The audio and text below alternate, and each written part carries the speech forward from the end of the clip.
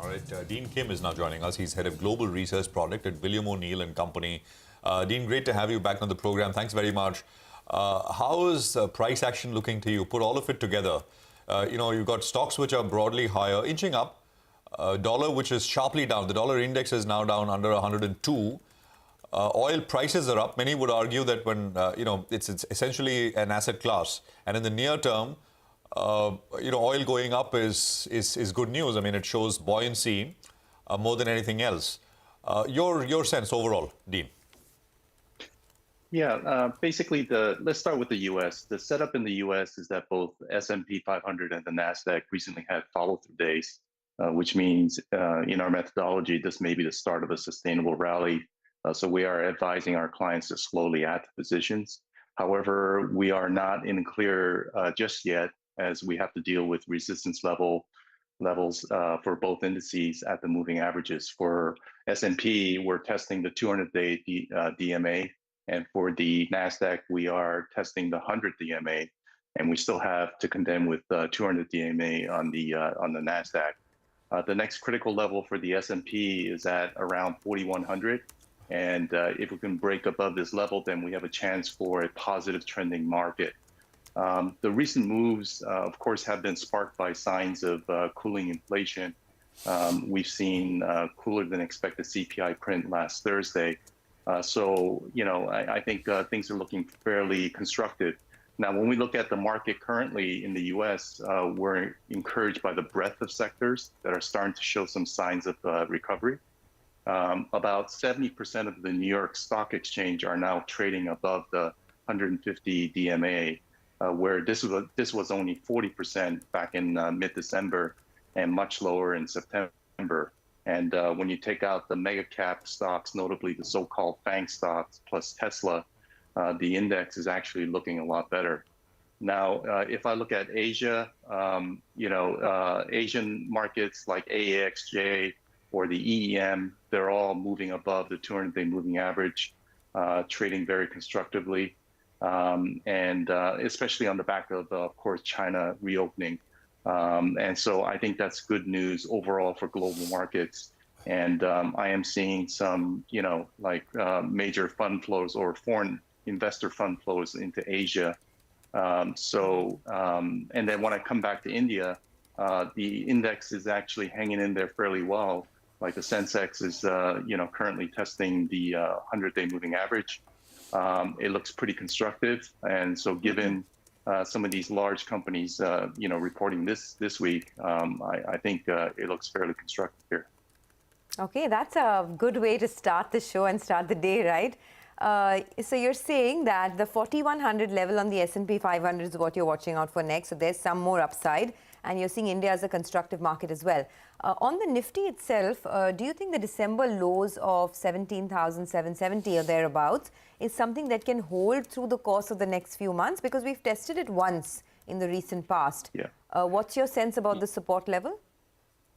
Yeah, I would say for India, it is currently testing, a major moving average. And if we lose that moving average, certainly the lows from December will come into play. And that will be a critical level because, if we were to break that level, then we're probably heading towards the 200-day moving average, which is about 4% below current levels on the Sensex. I think that is a very critical level should we breach the 100-day moving average here. All right. Hi, Dean. Good morning. What about crude oil prices? I think majority on the street believe that it's going to be moving low. I think you as well briefly alluded to that. What's your sense? It's at around $85 per barrel. From an India perspective, that's rather important. We want it to cool off. So levels on Brent crude, if you have one, and also the dollar index. Yeah.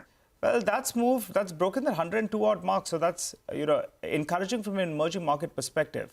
I think you had a view out there as well. Go ahead. Yeah, so for oil, on WTI, we're currently sitting at 78. We see next support at around 70. And resistance is only, at 79. So very close at the 50-day moving average. Currently in the downtrend.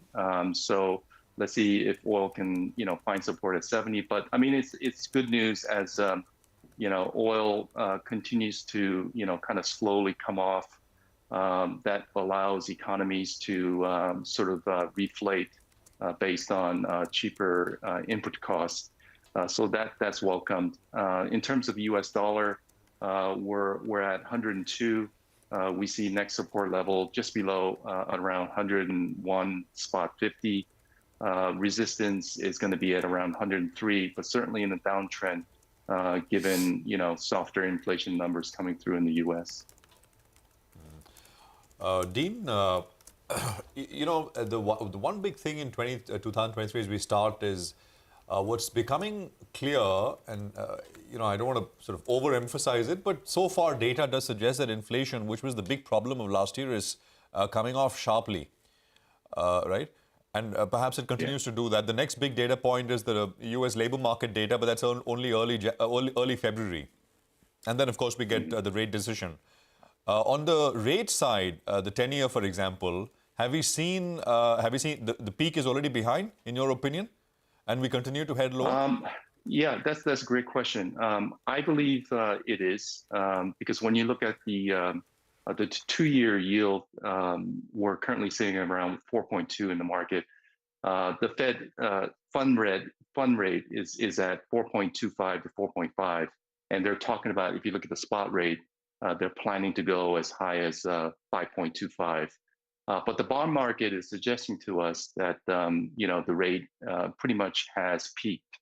And when I look at JP Morgan's results, for instance, which is a major money center bank in the U.S., their underlying assumption is we may get 1 or 2 rate hikes in the first half, but they are expecting rate cuts in the second half.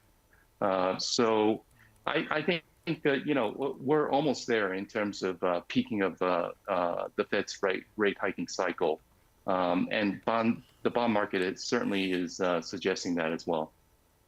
All right, we'll leave it at that. Dean, thanks a lot for joining in, and all the best for the rest of the year. Of course, we'll keep speaking to you, but thanks for your thoughts today.